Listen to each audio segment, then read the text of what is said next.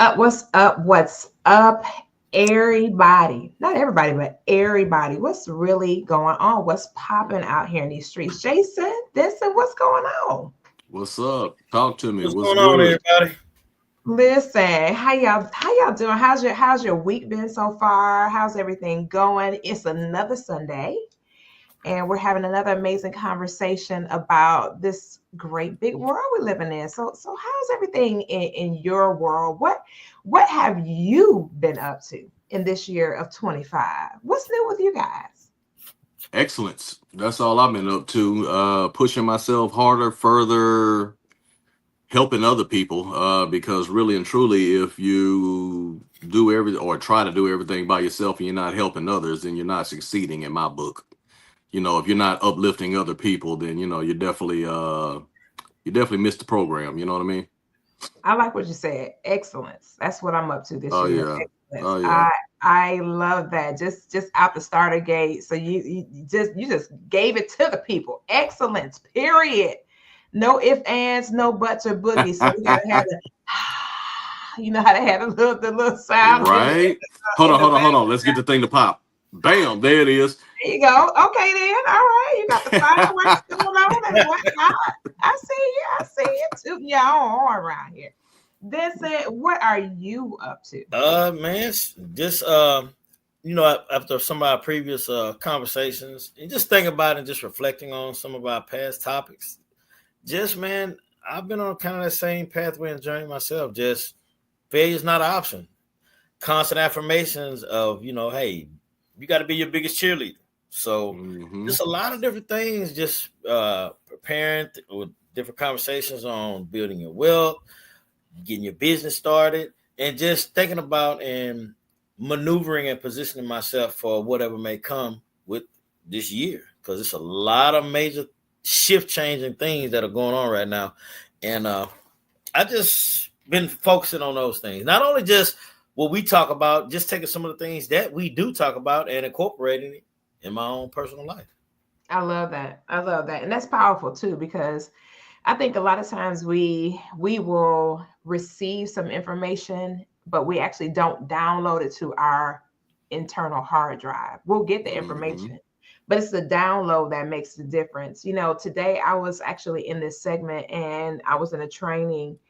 And as I was in a training, because Sunday's a work day for me. Saturday is Sabbath. That's my day where I get my rest and you kind of recharge. But Sunday is a work day for me. And I was in a training. And interestingly enough, we were talking about the dollar and how long it stays in certain communities. And as we were going down the line with the Jewish community, the Indian community, the Caucasian community, and we got to our hue, the African American community or people of color community, it's 6 hours. It's Wow. almost as if as soon as we get revenue, it literally leaves our hands and we go exchange it in another Hmm. community to improve that community, but we leave ours abandoned. And so as I was kind of listening to that, I have a coach that I actually intentionally sought out because he looks like you and I. So every coach has a coach. I tell people all the time, if you say that you're a coach and you don't have a coach, you're not really a coach because Mhm. Facts. no coach doesn't have a coach. I've never seen a coach. I'm Mhm. talking about even from the biggest coaches for any major sport, they have somebody in their ear. Somebody is in their ear and really teaching them how to go back and do what they do Hmm. correctly and effectively. Mhm. I was sitting there and I was just kind of like contemplating and he looks like you and I intentionally did that because I wanted to receive from an elder brethren that is aligned and strategic and has the wherewithal, has the capability, has the competencies, has the results that I want to see in my business and my brand. And as I was just sitting there, I was like, this is what I'm talking about. This is keeping our resources inside of our communities. It's important that we really learn how to do that. One of my dearest friends in the world came to visit Houston recently, and we were just talking about that. I said, man, she was talking about how her and her husband, they're in their midlife age, and she was talking about how they're getting ready to purchase a property, it's some land to build on And then they're going to create these mini or tiny homes for their adult children. So that way, adult children have their own, like, like 700-800 square feet, but they have their own intimate space on the premises, which is actually going to be designed by them, and it'll be their space while they're still in their singleness. Because she was like, what's the use of kicking them out? What's the use of sending them out in the world if they're really not equipped to be there, and if they're really not ready to address what happens as a result of you living outside of the safety of family, And a lot of times in our culture, we were told when we were younger, as soon as you get 18 and you go to school, you got to move out of here. You got to get a job and you got to move. Now, I've never agreed with that. I haven't either. I've always thought that was it came from a place of pain at some point somewhere. Something happened and it was some type of place of pain to where we felt like, oh, this child has to go right now. And psychological studies have shown for a number of years now that a child that is 18, they're really not an adult. They just are 18. 18 out of 100, 18 out of 80, 18 out of 65. That's not even a quarter of their lifetime that they've lived to even be able to understand what it is that they're doing, how they're going to get it done, who they should be around, why they should be around them, how long they should be doing things. And so there's just a lot of things that are starting to really, really make us reflect differently on how we're dealing with life. I love what you said, Nessa, when you're saying, I'm preparing for what's next for me and putting myself in position to be able to do the things that I love and enjoy, and the things that not only that I love and enjoy, but I'll have that liberty to be with my family, to do the things that I want to do, to have that freedom to make my decision as to when I'm going to do it, how I'm going to do it, who I'm going to do it with. And then, Jason, you were talking about being excellent and having that level of excellence in your life and pushing forward in that ideology. And sometimes it takes some time to get there. With us, it takes some time for us to grow. It takes some time for us to mature. And I had another conversation with another lady earlier today, and she was talking about the relationships when it comes to resources, the relationships. And I said, what's interesting? When we were growing up, I don't know about you guys, but I never heard anybody say anything about, did you know that you are in a relationship with money? Nobody ever told me that. I never heard anybody say that you're in a relationship with money. I'm like, nobody told me that. I never knew that. I never knew that I was actually in a relationship with money, and how to build that relationship properly and have money respond to me the way that I desire for it to respond, which will add value to others because it's creating more opportunities for other people to be able to live the lives that they want to live. It's not designed for me, it's designed for us. And of course, we didn't get those training classes and that information. And we didn't have anybody sitting there saying, well, this is what you're going to be doing. This is how you're going to get it done. And this is the steps that you need to take to make this happen. So I wanted to kind of dive into that, for this particular segment of family, and how can we start building new bridges for the generation that's coming behind us. It's never too late. We're still young enough to build new bridges. We still have children that are young enough to be impacted by our decision to build new bridges. So I wanted to talk about the ideas of the how-to. One idea that came to mind is really telling our children, hey, let me ask you a question. What do you understand about money? Financial literacy. Yeah. What do you understand about money? When it comes to money, what do you understand about it? What does it even mean to you? Do you understand how to utilize it to make certain that your tomorrow is the way you want it, not just today? Well, the way you stated it, Koffe, I think that, and we can attest to this because we all went to a HBCU. A lot of college students come out of college and be in debt because they're not taught early on what credit cards and finances really are. They're resources, and you need to understand and know how to manipulate those resources. And that's a mindset thing. That's something that is taught to you, and the discipline that comes with it. Because when you don't have the discipline, you'll spend the rest of your adult life trying to fix something that you did when you were younger. Mm-hmm. And it's very, very important, because a lot of times I've seen some segments where they've had parents that took their kids' uh, ID and identity, and by the time this kid got up old enough, their whole finances were messed up because the parents didn't understand themselves, and all they seen was a resource for that moment, not looking at how it would impact them later. And that's true. And of course, that's just again because the relationship with resources wasn't intact and it wasn't Mm-hmm. understood as to what happens with the resources and how things need to be addressed and done properly.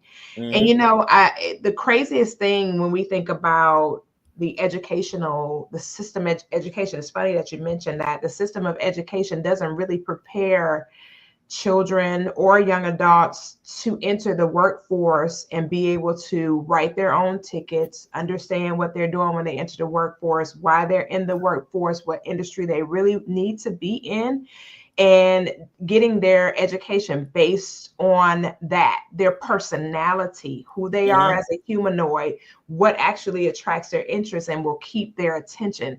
A lot of times we get education based on what we project could be the highest income earning, but it has nothing to do with who we are as an individual, we not as a person. It has nothing to do with our personality, our chemical makeup of who we are internally, psychologically, Mm-hmm. socially, and none of who we are plays a part in us actually obtaining collegiate education and going higher education and understanding how that really works, because it's not a secondary platform that pushes that narrative before you get to be grown. So like just Mm-hmm. imagine if we were to pour into our teenagers and really really hone in on their personality. What does my child enjoy more than anything? When I'm watching my child, what really contributes to their happiness? What is that one thing that when I see them doing that, they do it all the time without me even asking them to do it? It's something that they enjoy immensely. Like they really, really love this. What is that thing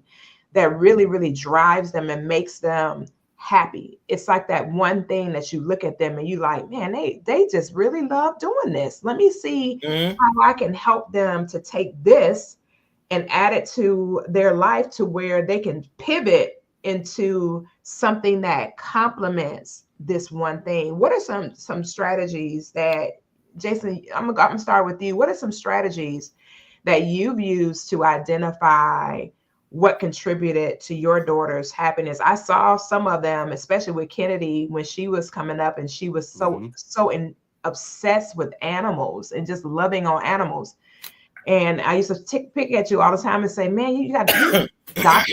Doolittle, just straight up Dr. Do. Y'all got, I mean, I've never seen a how. I was like, man, y'all just missing horses and cows and a couple of chickens.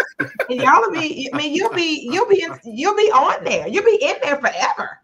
But what Yeah. were some of the things that you noticed about her that made you to know that this is something that she would really love to do? Well, when it comes to our younger folks, our little humans, one of the things is hopefully as parents, we are allowing them to express themselves. If they want to be in gymnastics, if they want to play football, if they want to whatever, right? Mhm. And hopefully you are allowing them to try different things. Hopefully it doesn't have a huge cost associated with it just as they're trying, but and then you see what they stick with, right? Mhm. And one of the things that she always did is she gravitated to animals. I mean, I'm an animal lover myself, so I mean, she got it naturally. At one point, I thought I was going to be a veterinarian. Then I looked at how much school it was and kind of decided later on with my attention span that wasn't for me, right? At least at that, especially at that time. Um, Well, you a semi-veterinarian, but go ahead. right. Communication is the biggest thing. Paying attention, man. It's amazing what happens. And the reason I say paying attention, because if you really think about it, it doesn't seem to me, and this of course is me also gravitating to when I used to mentor high school boys and stuff, that the parents are as involved with the kids and what their wants are outside of sports a lot of times, right? These parents will push them into different sports, and that's their drive and that's their connection. But what about the actual kid? What happens when you get home? What are they gravitating towards? Is it just the TV? Is it just their tablets and electronics? Do you find them outside trying to catch birds or play with rabbits or wanting to cut the yard or plant things or watering plants or whatever? You pay attention to what your kid is actually gravitating towards. Talk to them outside of just sports. Talk to them about finances. Talk to them about different things. Hell, I need to do better myself, right? Even having a college student, we talk to her about finances and where she's going in her life, because she thought about pledging a sorority this semester. And then she got to looking at her GPA and the fact that she's got it going, in the right direction. And she was like, you know what? That's not something that's going to make or break my career, as I continue to get older and try to graduate, right? So she started focusing on that. And I was like, well, cool. Maybe grad chapters for you if you still decide to do that after you graduate. But at least you got your head on right. You pay to go to school for the experience, but ultimately you pay for the education, right? Mm-hmm. So, if you want to be a veterinarian, they're not playing with you about medical school and veterinary school and everything else. So you got to get your GPA up so you even get accepted, because just getting your bachelor's degree doesn't mean that you're going to be able to go on and become a doctor. That's You know true. what I mean? So the fact that she's thinking now as an adult, more as an adult, because I agree, I partially agree with you, what you said earlier. When you turn 18, legally, yes, you're an adult, but you're not grown. Mm-hmm. You know what I mean? You don't have the aptitude that, of course, we have with the experiences that we have, right? Mm-hmm. And so, you got to talk to your kids, walk them through it, tell them about the mistakes that you made. Mm. I found that is actually one of the best teachers, is say, hey, I don't need you to do this, or I want you to do something else, but this is why. Because in my experience, when I tried that, this did not work. You see what I mean? I Yeah. made this error. And you sometimes know people, those conversations can be really, really hard to have with your children, especially when you have to discuss with them some hmm areas of frailty. Because right. if you think about the things that you've had to address and endure that were not so fun, that were hmm not so exciting, and then you look at them and you know that it has affected their life, whether directly or indirectly, and then you have to go to them and really share that information. It can make people feel super uncomfortable and very vulnerable in doing that. And that, I know that's a struggle for a lot of adults, because I've heard those conversations. I'm not telling my child that, I'm not telling them this, and I'm not telling them that, and then right. ultimately they find out anyway. In one hmm some way, shape, or form, they end up with the information, but it would have been much better had you divulged it, as opposed to them receiving it from some other source or some third party, or them actually finding out through hearing you communicate it with somebody else. Children are very, very curious. So if you think you're in the house having phone conversations and they don't hear what you're saying, oh, they're listening. Oh, They know absolutely. And when you're talking in the car, everywhere else, you know what I exactly. mean? That you think they're listening to music, they're listening to you. They're Yep. listening to your tone. They're listening to what it is that you're talking about. And like you said, it creates hard conversations.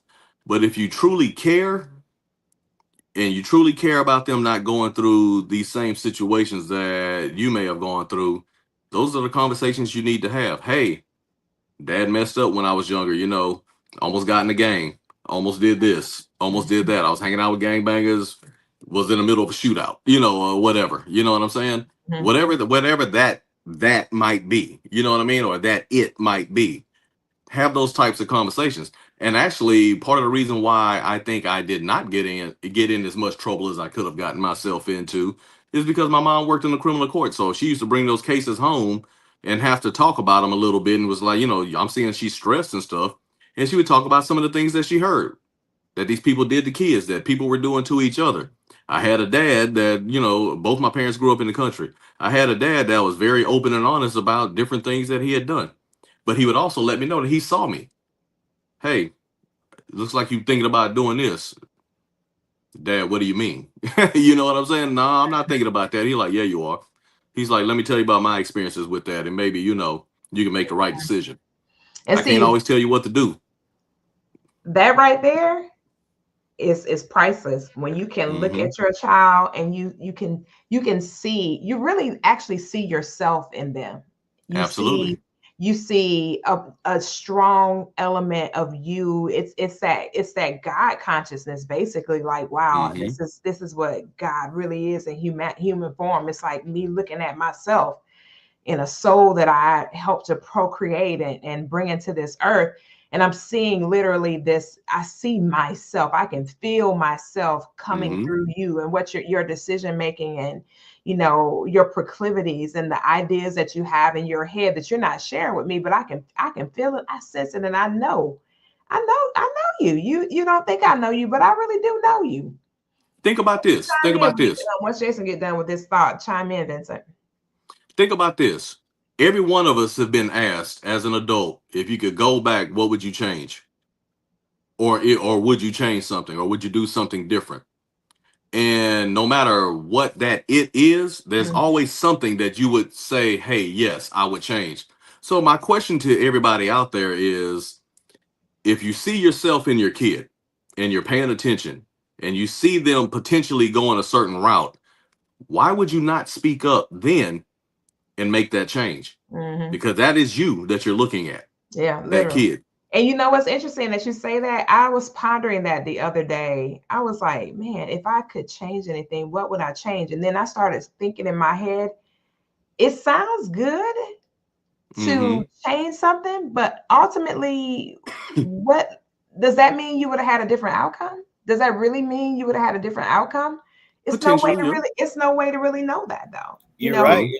It is no way to know that. Yeah, so a lot of times when we think about it from a perspective of, yeah, if I could go, if I could go back, and I thought about that the other day, and I was like, man, if I had made that decision, and if you start thinking about all the steps, and you go, man, I would have never met mine.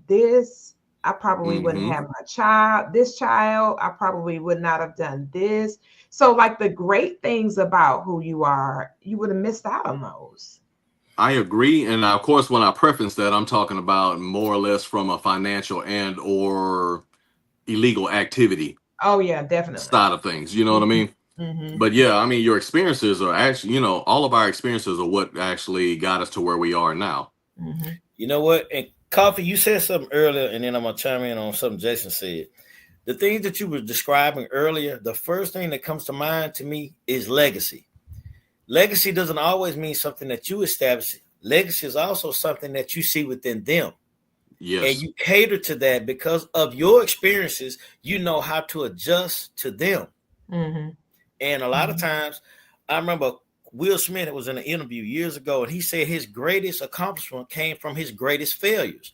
And I think a lot Mm-hmm. of parents don't have those conversations with their kids. Well, I did this and this was the outcome. It didn't happen like I wanted it to, but I learned this and I grew so much from it. Mhm, Mm-hmm. You have to talk to them because these kids are not like our generation. You don't want them to be raised by social media and technology. So mhm, you have to have those conversations and talk to them. I do the mhm. Mm-hmm. same thing with my sons. I've seen Jason do it, with his daughters. You have to talk to them, or quote unquote, you need to get in their business. You need to be Correct. very active and involved in your kids' development. And it don't just stop because when they become 18. An 18-year-old physically might look like they're grown, but their mentality is not of an 18-year-old. It's that of somebody who's 16 or 15 Mhm. Right. because they take a lot of things for granted, and you can see that from the choices that they make. And even then, you said something else, Coffee. Well, even as adults, we still have mentors, parents, grandparents, aunts, uncles. It, Mm-hmm. it may be a title, but if when you really look at it, that's a mentor. That's a resource. Very true. Mm-hmm. And a lot of times, I don't think we capitalize on those resources. We focus on everything, but sometimes knowledge is worth way more than money. Very true. So Very true.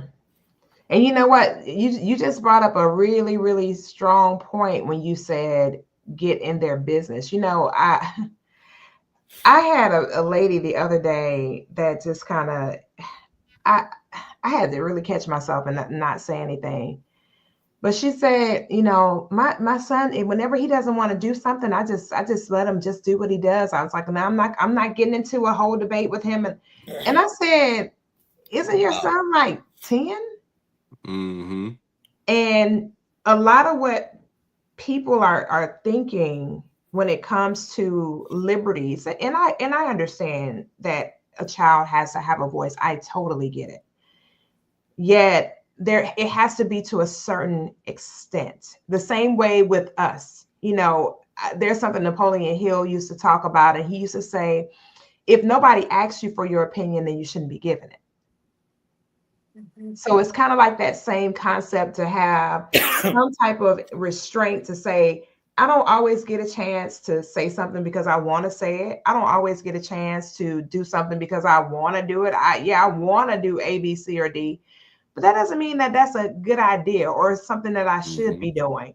And if we can self-discipline and self-regulate and have control over ourselves, even when we want to express an opinion, when it hasn't been asked, nobody asks you for your opinion, and you want to express it, but nobody asks you for it, Yeah. right? And you refrain. How much more powerful will it be for you to help your child to have certain disciplines in their life to help them along the way? It's not controlling them, it's helping them to have the ability to have certain disciplines. When a Mm. child says they don't want to do their homework, that's a common behavior because I don't want the discipline of sitting down and doing something that doesn't make me feel good. That's the Mm. Mm-hmm. same thing with adults. Everything that we do is not about feeling good, or if I want to do it. I don't want to always go to the gym or always get out here and exercise, but what's the converse of that? And what's the consequence of me not Mm-hmm. doing it?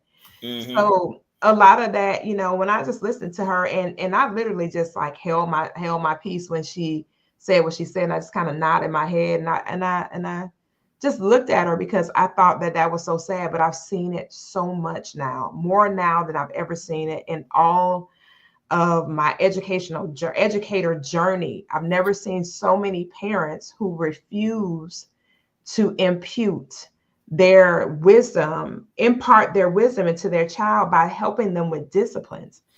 How many times your kids said they don't want to do their work? Do you not understand what's going to happen if they choose this path for the next 10 years? Are you suggesting that you don't want them to surpass you? You don't want them to be better Right. than you? Mm-hmm. You don't want It them to have makes you a better question that. life? You're right. It makes you question that, Coffee. And Coffee, how many times have you heard this statement? I don't know what to do with them. That's I'm crazy. overwhelmed. To me, that's an excuse because how can you call yourself and you may love your kid to the ends of the earth and back.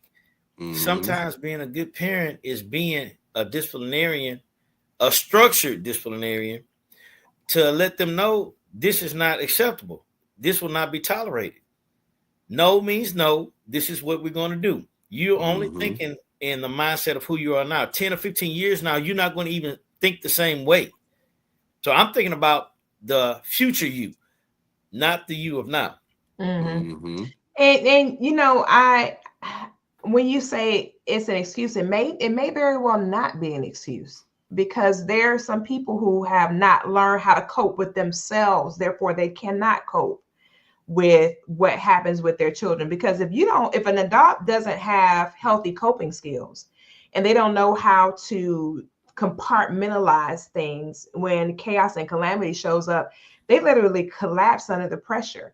And I've seen some children who are very difficult to address. I'm talking about to the point where it was just like, whoo, I can see why this parent is struggling with this particular child. I'm not talking about older children. I saw it in tiny humans who Oh just yeah. had some things going Mm-hmm. on. Yep. And a lot of what they had going on had to do with either something that was connected to them from generational DNA, to where they took on someone's energy, if you will, from, some 2 or 3 generations before, or Mhm. the generation prior, or it could just very well be that parent who they used to be, not the person, like you mentioned, who they used to be, could be Mhm. showing up in a much more aggressive manner than who they Mhm. have become right now.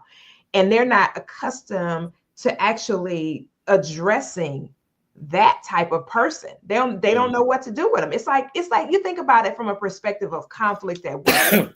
You Mhm. know how sometimes you actually work with someone and it's always a conflict regardless of how much you do whatever it is that you do to make certain that you stay away from the conflict, and you do your best to make sure there's a harmonious environment. That person is bent on conflict. Sometimes Mm-hmm. some children are literally bent on conflict. And Mhm. then you have to think about all of the different factors. You mentioned something that Mhm. made me think, and this is something that I saw even with, and I use Jason as an example because him and Vincent both have children that are underage and some young adults in their circumference. And when you talked about that social media and all those things, I remember Jason was talking to his younger daughter. He was like, "Oh no, no, ma'am, you're gonna put that up. You're not doing that Mm-hmm. right now. Just put that away. You can have it at a certain specific time later." And I used to do the same thing when my children were younger. And just to see that, because you will, even adults, we get overstimulated by social media. And can you imagine if I'm not able to process what's real and what's not real, and I'm a Mhm. young person, I cannot take this information and unpack it and say, "Oh, I know that's not real," or "I know this is not real. I know that's something they're attempting to sell me or getting me to buy into." And I keep scrolling. When you're younger like that, your frontal lobe is not even developed enough to decipher what is and what is not. It's just Mhm. not, you're not developed just yet. And when parents don't get involved in those aspects of their child's existence, you can have all kind of different challenges with your child later on that would not have been present had you just done something like what Jason and Vincent do, and they say, "Hey, you can do the electronics around this time for this Mm-hmm. amount of time, and then I want to see what it is that you're tapping into. What is it that you're enjoying?" And it's Oh not yeah. being intrusive. It's literally being what you are, a parent. A parent is a compass. A parent is a guide. A parent is literally a coach. A A parent, shepherd, yeah, a and parent. they're your flock, and you need to. Correct. Correct. And you think about the bigger picture when they do become an adult and they leave the confines of your home, you You want can them no to longer be protect. yeah, you want them to be a solid, Mhm. moral, upstanding citizen. You don't want to get phone Mm-hmm. calls in regards to your child and somebody then picked them up and said, "Hey, your child was just we just found them. They were stealing this and they were doing that and da da da da da." And you thinking in your mind, "But I didn't raise them like that." Well, did you raise them? Are you sure you Mhm. raised them?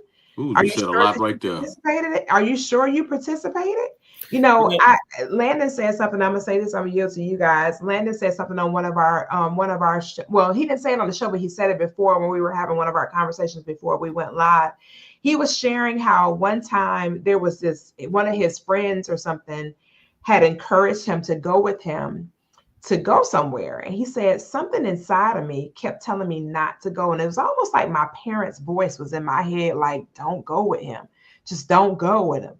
And he said he's so grateful even to this day because that individual just, he said either the person either just got um, out of a correctional Incarceration. facility, or he says, or something happened along, like what you guys were talking about, the residue of decisions.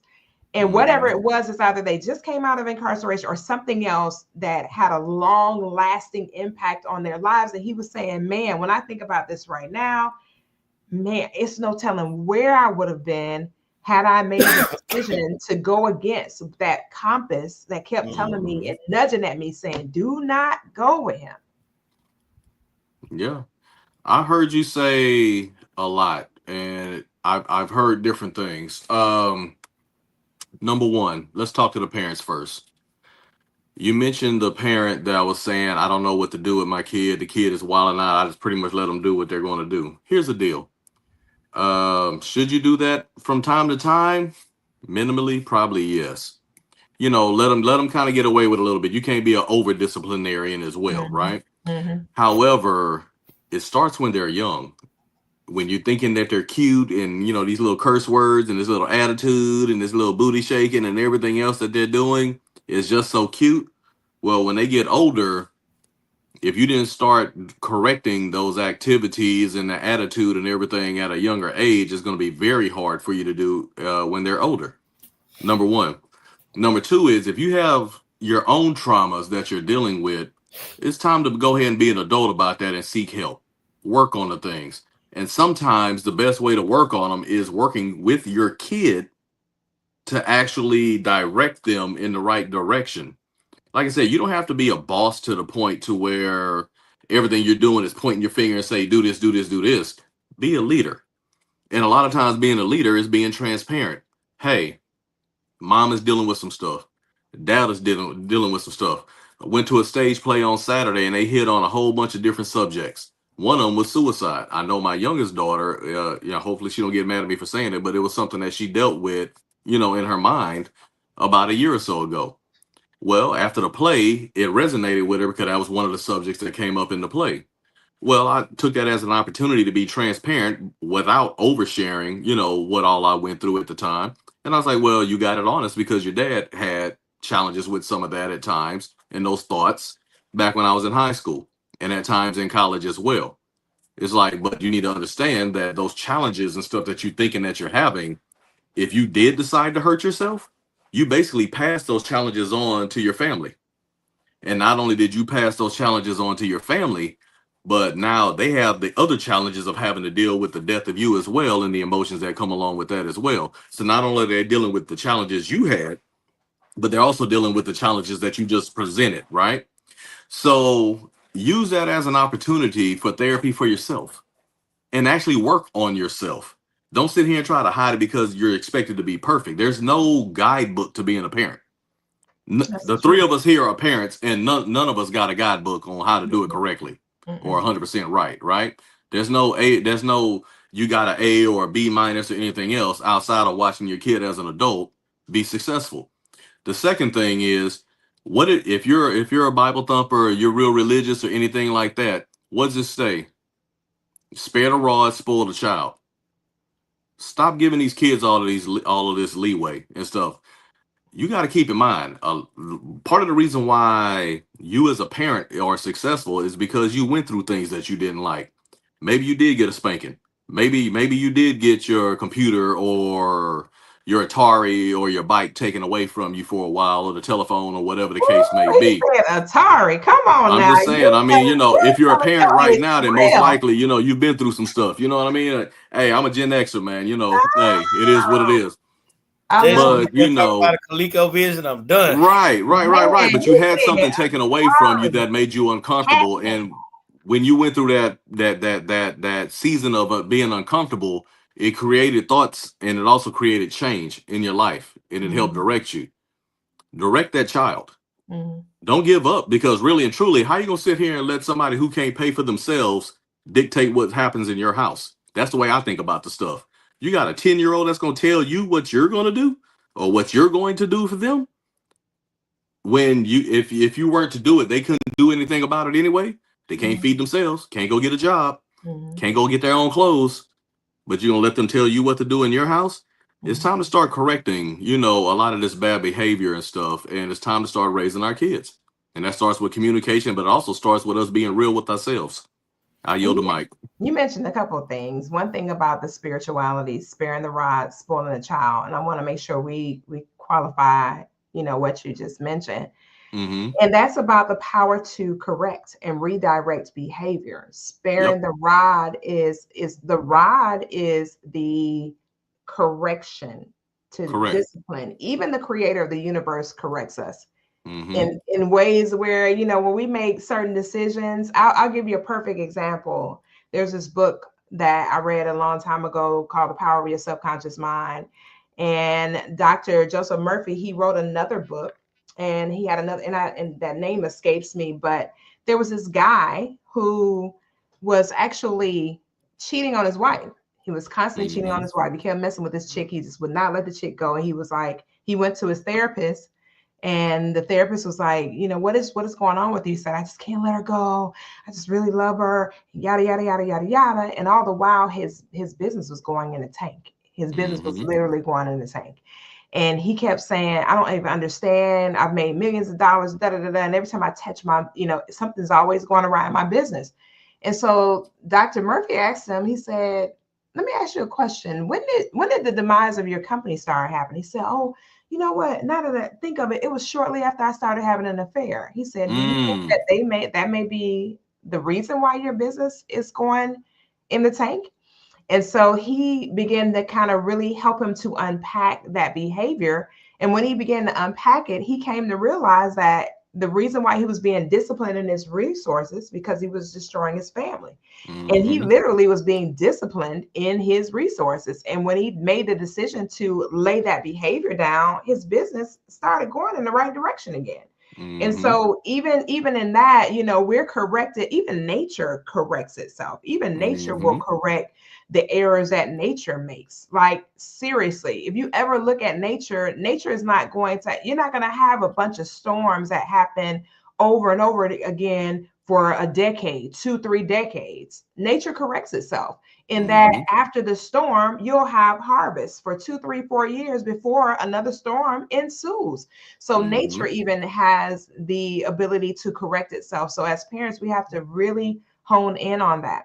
And then another thing too, when it comes to disciplinary steps and strategies, we don't condone physical aggression to discipline a child. What we do condone is that you understand what works for you as a parent and what works for the child that you're rearing within the confines of the law. Because what you don't want to do is have a situation to where you're dealing with a legal stance because this child made you so upset that you lost control of you and found yourself bringing significant harm to that child. A lot of what happened when we were children, it was very harmful. It wasn't healthy. It was super Right. harmful.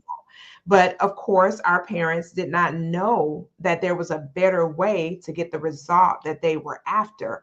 However, like now, we're more educated. We understand more. We understand more of what we need to be doing. Now, the key is, are we applying it? That's the bigger picture. Are we actually applying it? We have all these tools, we have all these strategies, we have all these tips, and we are in an information age. We're no longer oblivious to information. You can literally Google certain things about certain character patterns, certain behaviors. And Jason mentioned something else as well.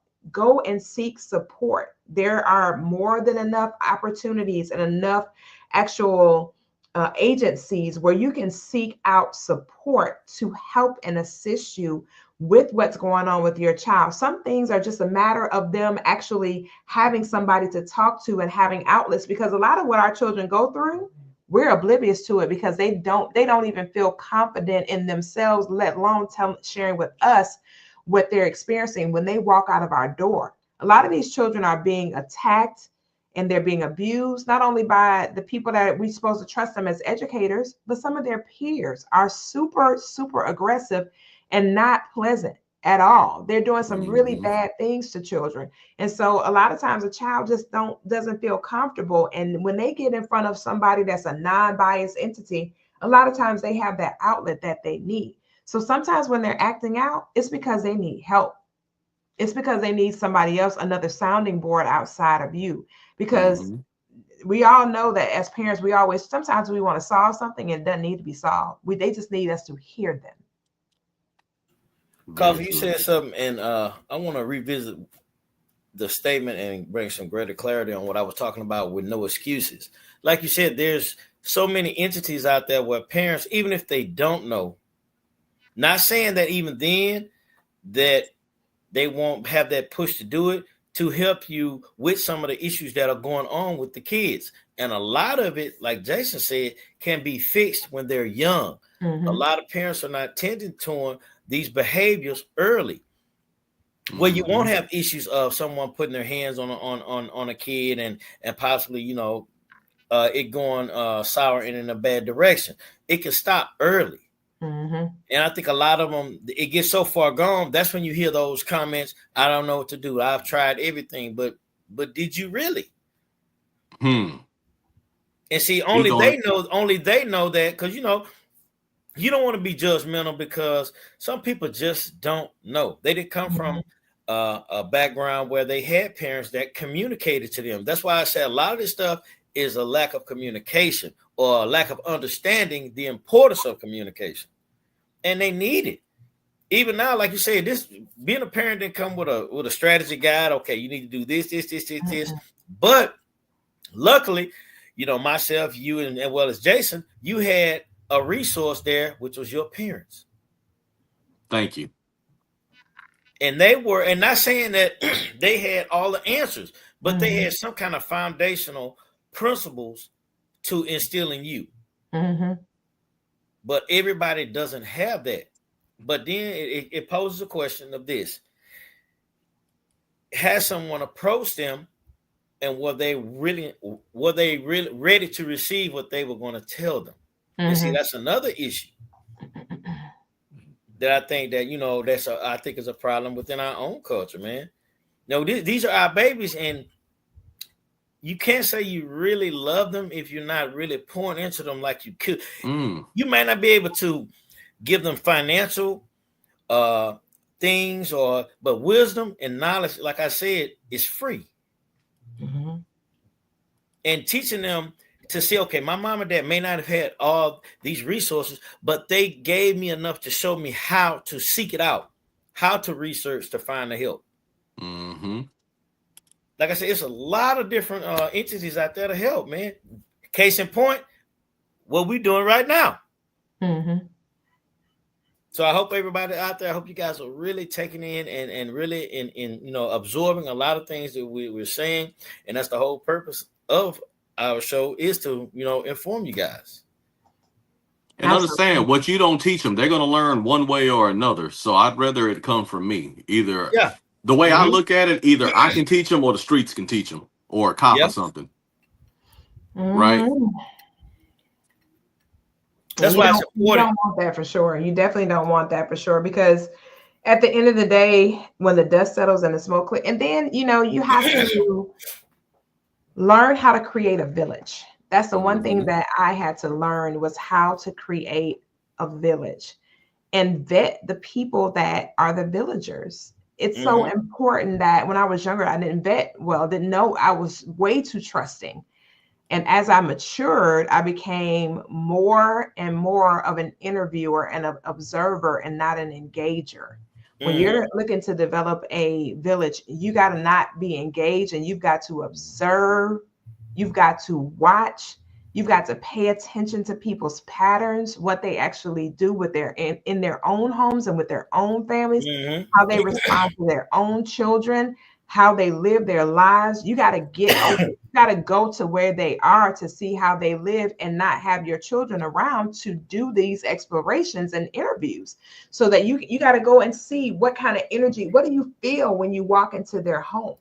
What do you feel when you're around them and their guard is down? How do they treat each other? What are their conversations like? Mm-hmm. Are they people that are overindulgers? You may find somebody where you think that they're good people, but every time you turn around, they're intoxicated. Every time you talk Mm-hmm. to them, they're intoxicated, or they're always partying. Yeah, girl, I keep the kids, but girl, I'm gonna be out. Da, da, da, da.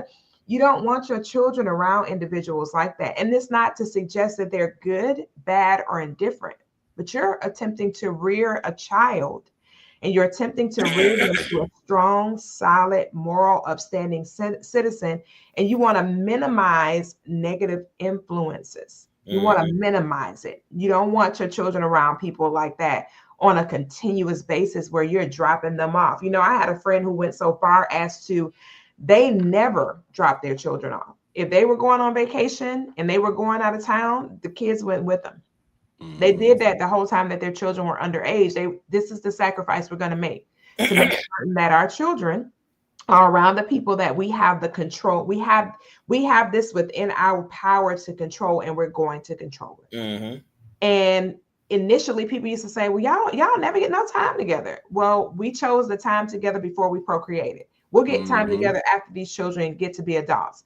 They're not going to be in the bedroom with us when we go on vacation. We still can enjoy ourselves. We still can have our time together, yada, yada, yada. But as for these children, we procreated, they're going with us. We're going on a cruise, the children going on a cruise. And we're going here, the children, it's going to be a friendly boat, a family-friendly boat. Whatever it is, it's going to be family-oriented, because we're not leaving the children with people, because we really cannot control. That's a part that we cannot control. And unless it's like, their grandparents and people like that who are within the village that you have grown to love, and trust, that they would never harm them, you almost have to be, it's really, really a tight group of people that are going to love on your child like you love on your child, protect your child if they're their own, and do what they have to do to make sure that your child gets back to them better off than they were when they left. If anybody ever leaves their tiny humans with me, that baby's coming back better off than they were, period. Because I'm not gonna have that child in my presence and not treat that child just as though I gave birth to that child. That child deserves that. And if that's something that you're not, if you're a villager, you want to be a part of the village, ask yourself, am I willing to give up whatever I need to give up to protect and serve this child? Am I willing to really do that? Because I'm asking somebody to do it for my child. Am I willing to do that for somebody else's child? Powerful. It's true when you think about it. It's very true. Because most people are not willing to do that. They're not willing to do that. They're not willing to make sure that they I mean, like, think about it. If you got if you and your child gets in the car, what's the first thing you tell them to do? Buckle up. Baby, put that Buckle seatbelt up. on. Put that seatbelt on. You think I'm not gonna tell little Johnny or little Jackie that is over for the weekend? Hey, sweetheart, we don't drive off till that seatbelt's on, babe. I'm gonna treat you just like I treat my children. You're gonna have to put your seatbelt on. And another thing about the village as well is, if you're going to trust somebody with your children, you have to trust that they're going to discipline them according to wisdom and knowledge. So you cannot have expectations that your child is not going to be disciplined. If you don't want your child disciplined, don't leave them with anybody. Correct. Don't bring them with me. Don't do I'm it. a very strong, adamant person Everybody about gonna get that. this work. Yeah, we know, because you've been bullying. I'm grown and I'll be bullied by you. So You don't get bullied by me. you Whatever. be bullying all. You was bullying. You Do we always not bully. help each other, ma'am? You I plead the fifth. Flag on. Hold up. exactly Flag on the play. right.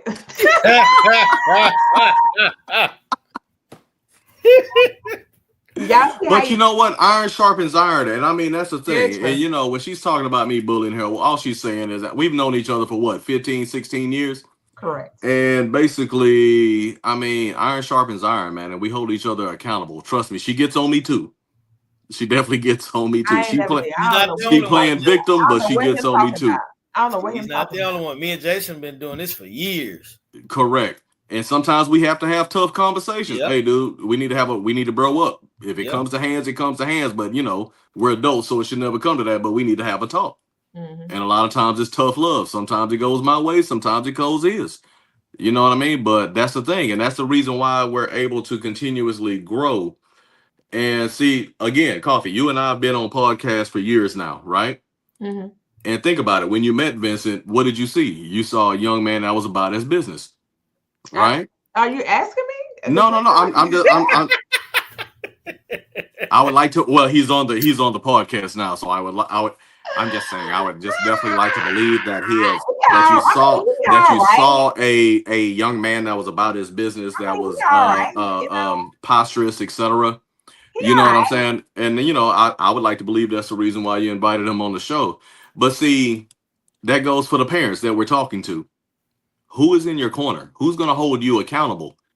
And if you feel that you're too grown for somebody to hold you accountable, then all I'm hearing and seeing is ego, pride and ego. And pride and ego will take any man or woman down, whether it's a kid, adult, etc. You got to have an accountability partner. These are mine that you see right here. I talk to these people every week. if not every day, right? And if I'm not moving accordingly or like I'm supposed to, they're gonna be on my tail, and that's just what it is. But I accept that. I also open myself up to that, and because of that, I have grown tremendously in the last however many years, right? I guess. Since you say it like that and stuff, I guess. I can't wait till you get back. I can't wait till you get back from Atlanta when you go on this trip. When you get back, it's going People down. do not need to know my whereabouts. Did I ask you to tell people where? I said when you go. I didn't say you were in Atlanta. It doesn't matter. You don't be telling people when I go nowhere. People don't need to know that. You're going out of town when you get back. This is what I'm talking. Yes. This is what I'm talking. You too. See, people be talking about stuff that they don't need to be talking about. You see what I'm talking about? That has nothing to do with what we're talking about. Well, Koffe, you could be out of town right now. They don't know that. It don't matter. So she's not going anywhere, but if she so happens to go out of town when she gets back, yeah, we're gonna have an accountability meeting between she and I. You see how she's giving me hell? That is some bullshit. A meeting of the minds. That's I see how you try to clean it up, Jason Thib Nibs. And that's right. Hey, that's what we do. Criminal. Y'all two together, man. This is why Dupria and Landon and Tim Mitchell have to be here too, because y'all don't know how to act when other people from Dupria would be laughing as well. Whatever. Dupria would be, Dupria would be on you right now, Jason Thib Nibs. I accept it. Matter of fact, I'm gonna text your wife and have her to deal with this on my behalf. I take all comers. Yeah, I take all challenges. Yeah, Vincent, I need to get Miss. I need to get her number too, so I can have another ally over there. She's gonna tell you, and I can tell you what the conversation is gonna be. Here we go. Exact same way. I'm very transparent. Here we go. I don't change. I don't have a representative. This is me, 24/7. Here we go. They are really extra like this in real life, y'all. Seriously, this is the extra dramatics that I just gave them the key to everything. I don't have a representative. This is me. So if I'm messing with your energy, good. I consider myself a change agent. I am here to make everybody uncomfortable, including myself. That's how we grow. So with him and the uncomfortableness, everyone, it's okay. he has some other things going on, and we won't talk about it on this show because he's actually, he's got his own coach to help him with the things that he's experiencing. So don't worry, he's gonna be okay eventually. I hope. That's the hope. I'm just saying. That's what we hope. We hope he's gonna be okay eventually. His Jesus hair over there. Him and Vincent got that Jesus hair. Yeah, for sure. For shizzle. Vincent like, yeah, well, it is what it is. It is what it is. Amen. Well, listen, everybody. Thank you all for tuning in and tapping in and taking time out of your schedule to connect with us for the show /podcast, where we're here every week just sharing with you amazing things about love, light, legacy, and leadership, and helping you to make better decisions and choices for yourself and your family, and making certain that we all grow together, that we build our brands and we build the bridges so that our communities can cross over for generations to come. So we love you guys. Super love, mad love to everybody. Hope you guys enjoy the upcoming week and you guys are getting everything that you have seen in your imagination in your actual reality. So until next time, grace and peace. And don't ask me where I'm at because it ain't none of your business. Just saying. Good night, everybody. Peace. Good night, everybody.